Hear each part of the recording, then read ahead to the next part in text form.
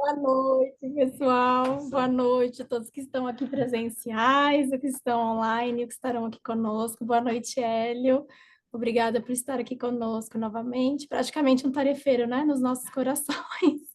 Então, Hélio da União Espírita Cristã de Vila Velha, Espírito Santo. E hoje é terça-feira, dezembro, dia 17 de 2024. A palestra, então, o tema vai ser o Vim para que tenham vida. E, então, nós teremos como leitura inicial nossa querida irmã Karina, que vai fazer a leitura inicial e a prece.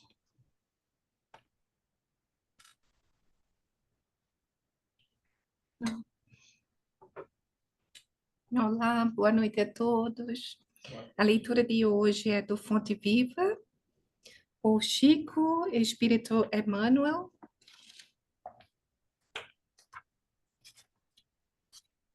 A mensagem é a de número 72, incompreensão. Fiz-me fraco para os fracos, para ganhar os fracos. Fiz-me tudo para todos, fiz-me tudo para todos, para, por todos os meios, chegar a salvar alguns. Está em Paulo, primeira carta aos Coríntios, capítulo 9, versículo 22. A incompreensão, indiscutivelmente, é assim como a treva perante a luz. Entretanto, se a vocação da claridade te assinala o íntimo, prossegue combatendo as sombras, nos menores recantos de teu caminho. Não te esqueças, porém, da lei de auxílio, do auxílio, e observa-lhe os princípios, antes da ação. Descer para ajudar é a arte divina de quantos alcançaram conscienciosamente a vida mais alta. A luz ofuscante produz a cegueira. Se as estrelas da sabedoria e do amor te povoam o coração, não humilhes quem passa sob o nevoeiro da ignorância e da maldade. Gradua as manifestações de ti mesmo para que o teu socorro não se faça destrutivo. Se a chuva alagasse Se a chuva alagasse indefinidamente o deserto, a pretexto de saciar-lhe a sede, e se o sol queimasse o lago sem medida, com a desculpa de subtrair-lhe o barro úmido, nunca teríamos clima adequado à produção de utilidades para a vida. Não te faças demasiado superior diante dos inferiores ou excessivamente forte perante os fracos. Das escolas não se ausentam todos os aprendizes habilitados em massa, e sim alguns poucos cada ano. Toda mordomia reclama noção de responsabilidade, mas exige também o senso das proporções. Conserva a energia construtiva do exemplo, respeitável, mas não ouvires que a ciência de ensinar só triunfa integralmente no orientador que sabe amparar, esperar e repetir. Não clames, pois, contra a incompreensão, usando inquietude e desencanto, vinagre e fel. Há méritos celestiais naquele que desce ao pântano sem contaminar-se na tarefa de salvação e reajustamento. O bolo de matéria densa reveste-se de lodo, quando arremessada ao poço lamacento. Todavia, o raio de luz visita as entranhas do abismo e dele se retira sem alterar-se. Que seria de nós se Jesus não houvesse apagado a própria claridade, fazendo-se a semelhança de nossa fraqueza, para que lhe testemunhássemos a missão redentora? Aprendamos com ele a descer, auxiliando sem prejuízo de nós mesmos. E, nesse sentido, não podemos esquecer a expressiva declaração de Paulo de Tarso, quando afirma que, para a vitória do bem, se faz fraco para os fracos, fazendo-se tudo para todos, a fim de, por todos os meios, chegar a erguer alguns. E vamos fazer a prece inicial, acalmando os nossos corações, as nossas mentes, nos unindo para rogar a presença amorosa do nosso Mestre, Jesus, nosso divino, que veio aqui a pedido do nosso Pai, para nos esclarecer, nos exemplificar. Estamos hoje juntos para recebermos os esclarecimentos da noite através do nosso amigo, que a espiritualidade possa envolvê-lo, para que ele tenha, como sempre tem, a palavra amorosa e toda a palavra que precisamos ouvir na noite de hoje. Gratos somos, Senhor, por aqui estarmos por essa doutrina e assim seja. E com você, Hélio, obrigada. Obrigado, querida. Obrigado, Karina. Boa noite, meus irmãos. Boa noite, minhas irmãs. Uma alegria renovada podermos estar mais uma vez aqui colaborando com o trabalho de divulgação espírita aí no Canadá. Uma alegria poder rever os companheiros, mesmo que à distância, nosso coração se aquece. E eu queria agradecer o convite e comentar aqui esse tema que a gente vai trabalhar nessa noite, que é uma fala de Jesus, eu vim para que tenham vida. Ele nasceu de uma proposta feita por um canal da internet chamado Consolar e Esclarecer, lá de Portugal, de uma querida irmã chamada Filomena Queiroz. E a vertente da proposta que ela nos fez foi para trabalhar o Natal. Aqui no Meimei Conquitlam, eu tenho aprendido a reduzir os temas. É tão curioso, né? Porque a gente pesquisa, e, na verdade, queria mais tempo, mas eu tenho tentado fazer em meia hora e tem sido uma experiência muito interessante. Então, eu vou compartilhar com os companheiros nos slides, a gente poder acompanhar juntos, para a gente ir acompanhando a ideia e ir absorvendo o conhecimento e confortando nossos corações. Então, o tema Eu Vim para que tenham vida, na verdade, ele é um versículo que João Evangelista registrou no seu Evangelho, palavras de Jesus, em João 10, versículo 10, a parte final do versículo 10. E lá ele diz: Eu vim para que tenham vida, e o complemento do versículo é: e a tenham em abundância. Então, o Cristo, ele veio. Ele veio para que nós pudéssemos ter vida. Vamos aprofundar nisso. Porque ele veio, e ele veio sabendo, meus irmãos, que a gente não entenderia. Nós não o compreenderíamos. Imaginemos que estamos num momento onde o que imperava era a barbárie, era a violência, nós éramos extremamente agressivos, e de repente encontramos alguém que prega amar inimigos, perdoar 70 vezes 7 cada ofensa, pagar o mal com o bem. Então ele veio ao planeta sabendo que nós não entenderíamos. Por isso que o evangelista, num outro momento, e aqui iniciando o seu evangelho, capítulo 1, versículo 11, teria declarado: veio para o que era seu e os seus não receberam. Os companheiros que me conhecem aí sabem que eu venho de uma religião evangélica.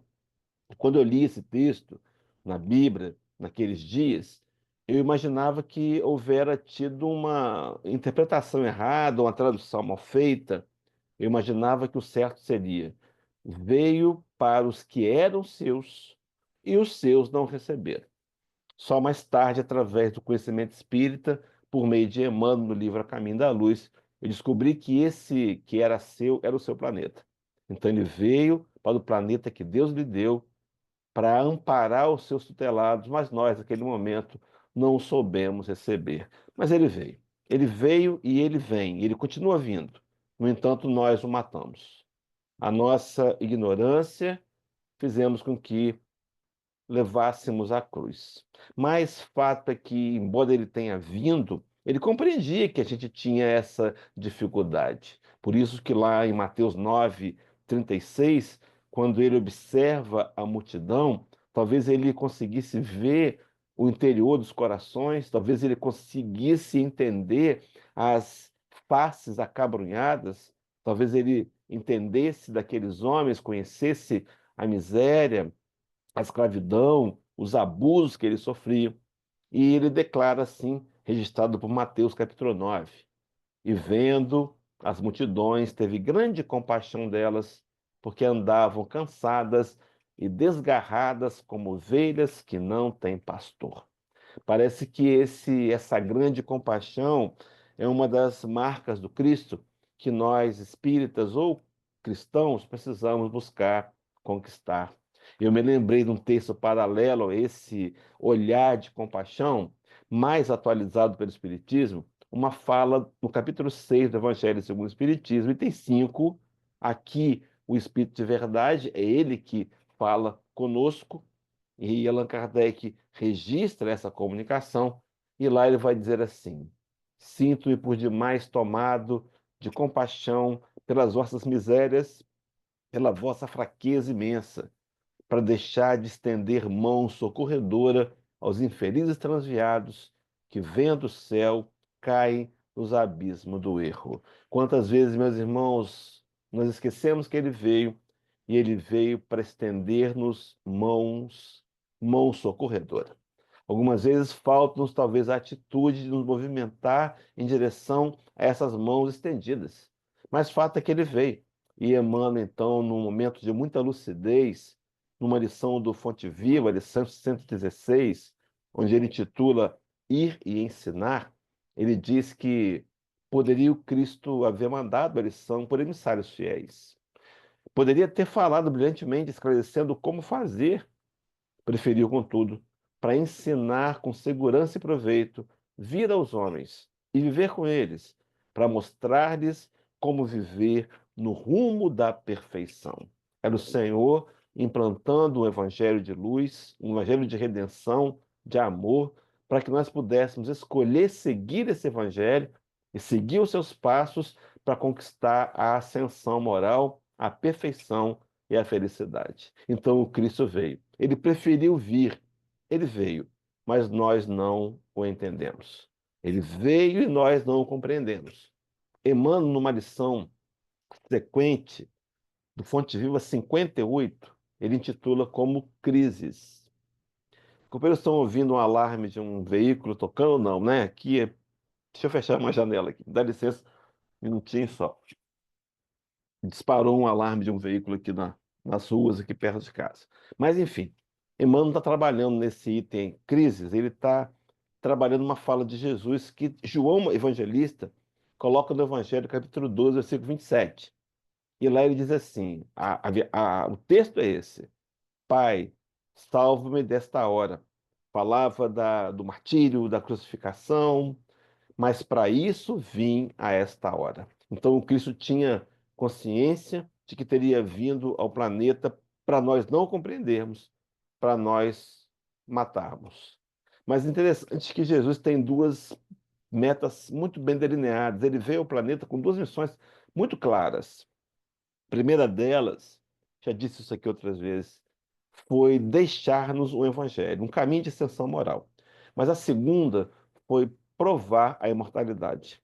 Quando ele reaparece naquela noite de domingo, domingo de Páscoa, Páscoa dos judeus, e ele reaparece materializado, ele passa pela parede e ele encontra os discípulos e diz para aqueles homens: a minha paz vos dou, que diz, paz seja convosco.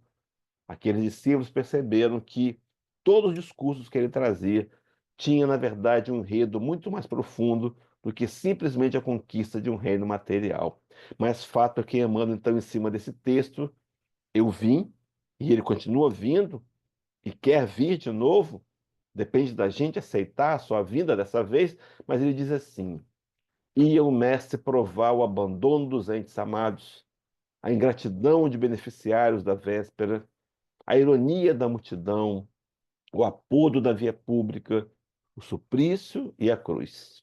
Mas sabia que ali se encontrava para isso, consoante os desígnios do Eterno. Pede a proteção do Pai e submete-se na condição de filho fiel. Segue ainda, examina a gravidade da hora em curso, todavia reconhece a necessidade do testemunho. É por isso que vemos no serviço divino do Mestre a crise da cruz, que se fez acompanhar pela bênção eterna da ressurreição. E completa dizendo: quando, pois, te encontrares em luta imensa, recorda que o Senhor te conduziu a semelhante posição de sacrifício, considerando a probabilidade da tua exaltação. Há uma fala de Santo Agostinho no capítulo de número 9, não. Santo Agostinho, capítulo 16, item 9, do Evangelho segundo o Espiritismo, onde ele diz que Deus não dá prova superior às forças daquele que a pede. Deus só dá as que podem ser cumpridas. Então, na hora do sacrifício, perceber que Deus nos permitiu vivê-los por uma razão, talvez uma quitação de débitos do passado, talvez uma oportunidade de aprendizado, crescimento, enfrentando provas, mas enfim, depois da vírgula, segue dizendo: e não te esqueças de que toda crise é fonte sublime de espírito renovador para os que sabem ter esperança. Todos os fatos da vida têm uma razão de ser. Muitos deles foram planejados no mundo espiritual, buscando a nossa ascensão moral. Outros não. Outros são resultados das ações que nós mesmos tomamos infantilmente, invigilantemente dessa própria história. Mas todos eles, em todos eles, podemos enxergar com o olhar da esperança o aprendizado imortal do Espírito e Ascensão. Mas, enfim, voltando para o texto, eu vim e os meus não receberam. Essa é a informação. E agora, meus irmãos, o que que o Cristo deveria ter feito? Nos abandonado? Claro que não. Ele tinha um projeto. Ele tem um projeto em andamento. E esse projeto visa alcançar o seu coração e o meu coração. De alguma maneira nos tem alcançado, mas por certo ele veio e nós poderíamos nos entregar mais. Mas enfim, é em João capítulo 6, versículo 39, que o Cristo traz esse compromisso que ele faz com Deus, dizendo: e a vontade do Pai que me enviou é esta, que nenhum de todos aqueles que o Pai me deu se perca, mas que o ressuscite no último dia. Meus irmãos, nenhum haverá de se perder. Então aqui fica desbancada de uma vez por toda a teologia do inferno, da condenação, do Deus que pune. Deus conhece nossos corações. Não censura. Ele entende o nosso momento reencarnatório, ele sabe do nosso grau de evolução, mas ao mesmo tempo nos convida. Ele veio para convidar, ele veio para nos convidar para trabalharmos os valores morais e conquistarmos a paz e a felicidade. Então ele veio, e agora?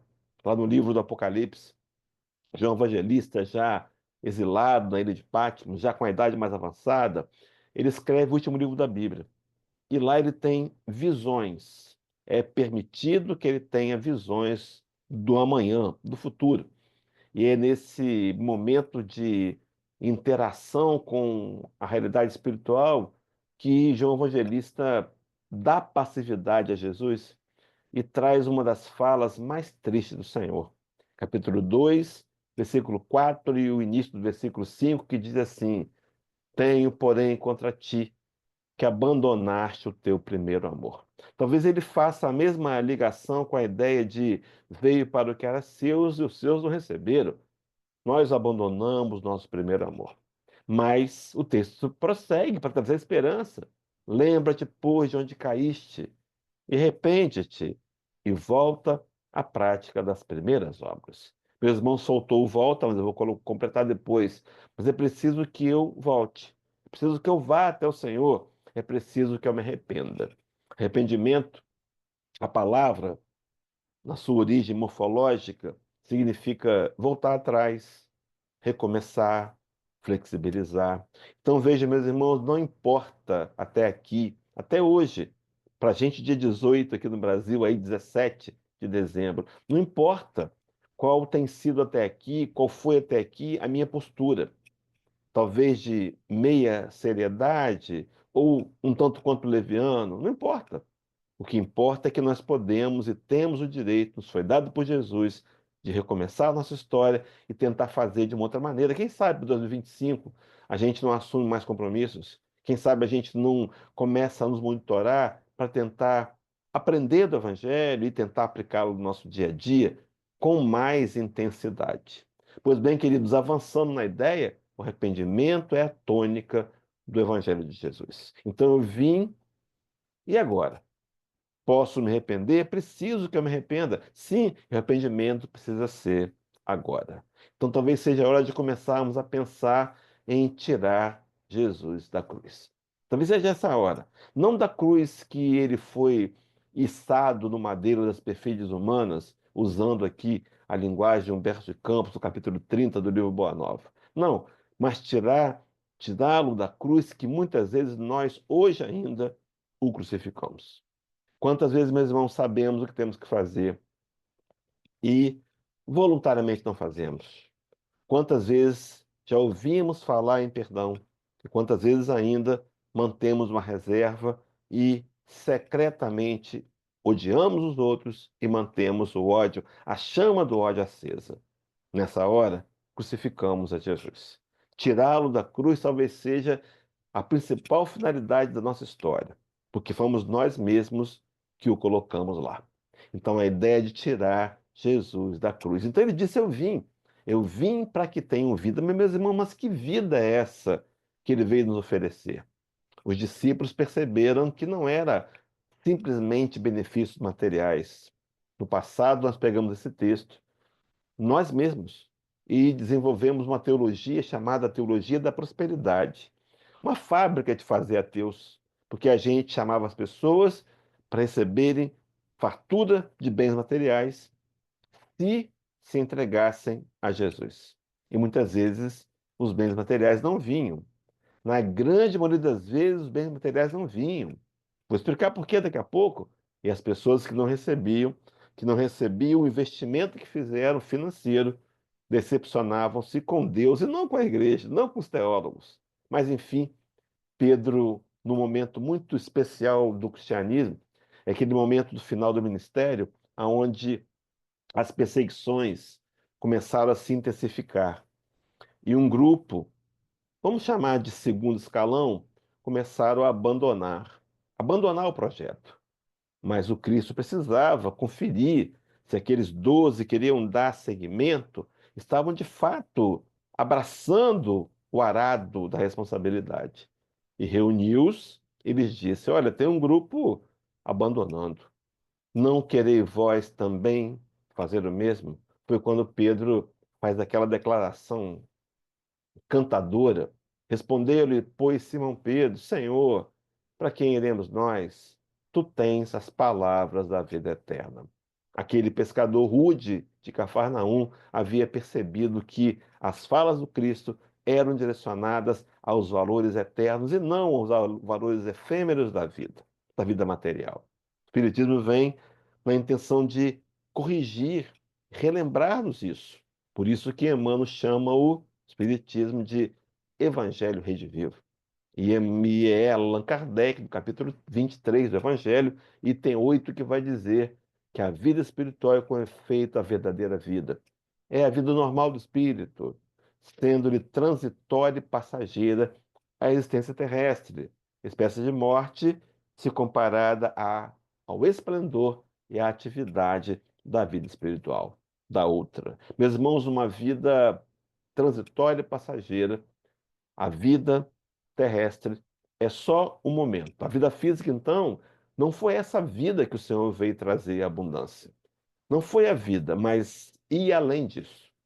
Talvez a gente vai perceber com as falas de Pedro uma menção a uma vida eterna.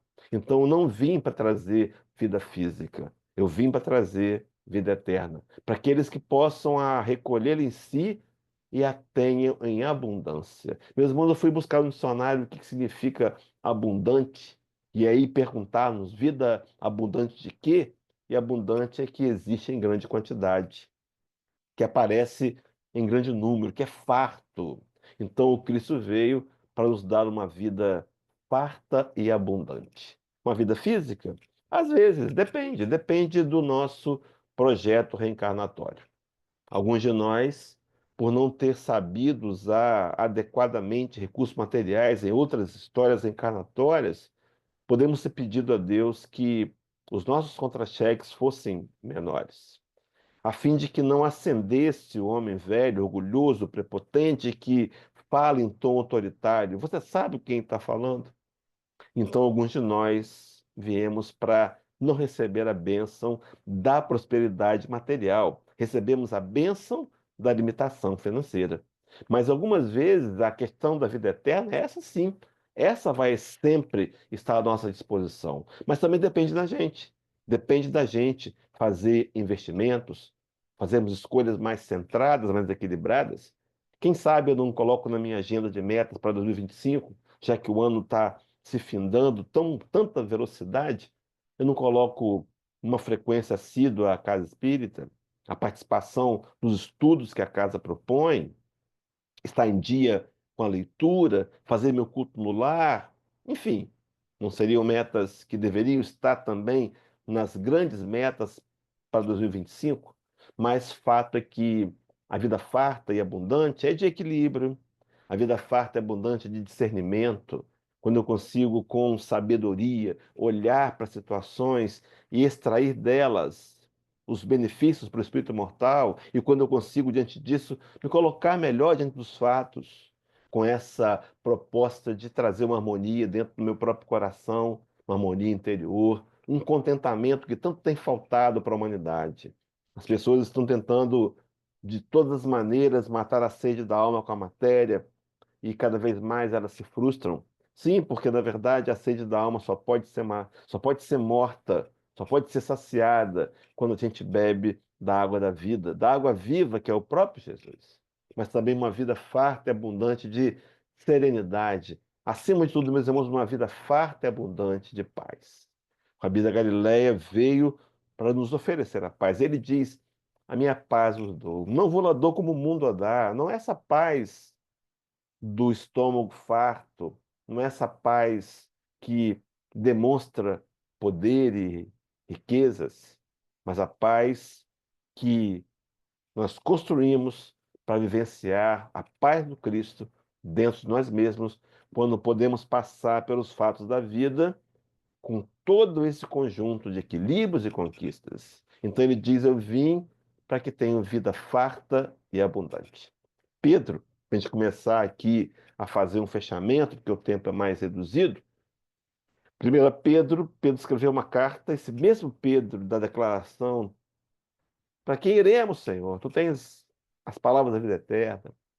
Esse mesmo Pedro, que inicialmente frágil na fé, que nega Jesus, agora entendendo a razão pela qual o Cristo veio ao planeta, a vida eterna, ele vai dizer para a gente, para a igreja, capítulo 2, 21 da primeira carta: porque para isso sois chamados, pois também Cristo padeceu por nós. Veja, meus irmãos, deixando-nos o exemplo para que sigais as suas pisadas. Ele poderia ter enviado o missionário, mas ele veio, que ele queria viver o amor para nos ensinar a amar da maneira mais prática e mais intensa possível. Daí o convite do Cristo que vem se repetindo ao longo da história e mal compreendido, quando ele nos disse lá em Mateus capítulo 11, 28 a 30: vinde a mim, todos vós estáis cansados e oprimidos, e eu vos aliviarei. O convite aqui, sim, de consolo também. Então, na hora da minha dificuldade, da minha dor, eu posso contar com Jesus. Ele disse, foi suas últimas palavras antes da ascensão aos céus: eis que estou convosco todos os dias, até a consumação dos séculos. Então ele diz: vinde a mim, para me consolar, não para resolver o problema, mas para trazer alívio.